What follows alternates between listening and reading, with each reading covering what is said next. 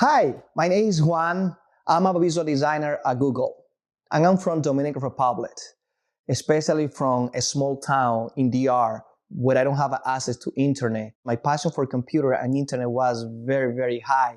That every day after school, when I get home, I take my CPU and put it in my head and walk more or less 1 mile to connect to this small lab because this was the only location in my town where I can get access to internet.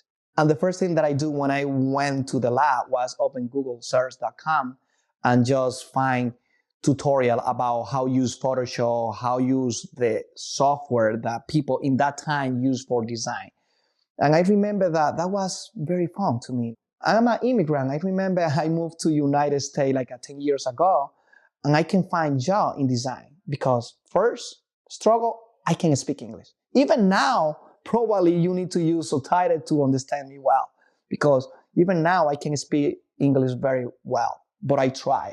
As immigrants, when we came from our country to United States, the first idea that we have in mind is just apply in fast food. I remember back 10 years ago, when I moved to Connecticut, I went to multiple fast food places and I never get a job. And my first job experience in the United States was cleaning toilet in a hotel.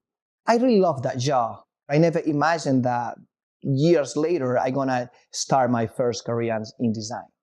How I get from working from a hotel, doing housekeeping work, into Google is interesting. It's a crazy and interesting journey.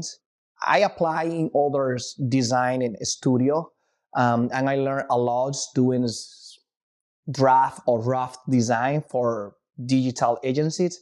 And after a couple of years working on the industry, I just studied by myself using Google search to find how you Photoshop, how you internet, how you freehand, and all the design software.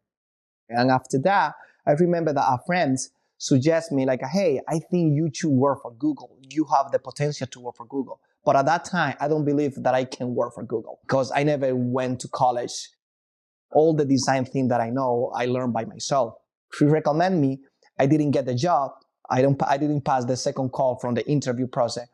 Year later, the recruiter contacted me and because they think that I could be a good fit for the company. I received an email, hello from Google. And that was really interesting because in the beginning, I thought that was a spam, but I decided to open because I'm curious. And when I read the email where the recruiter say, hey, we believe that now you could be a good fit for the company and we want to have a call with you.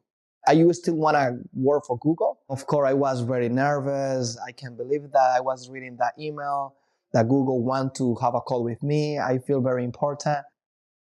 And of course, after 10 minutes, after take a deeper breath, I decided to answer the email. And I answered, and the recruiter was very humble. They made me feel important. They was very friendly with me. And this kind of interaction made me feel more confident.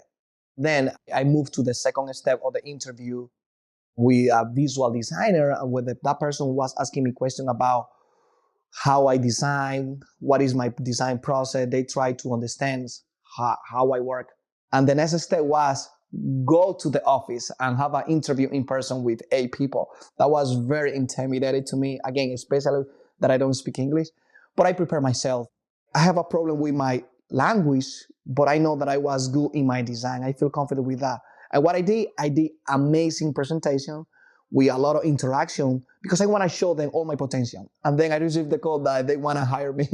I really like to share this because sometimes we don't believe that we can go far.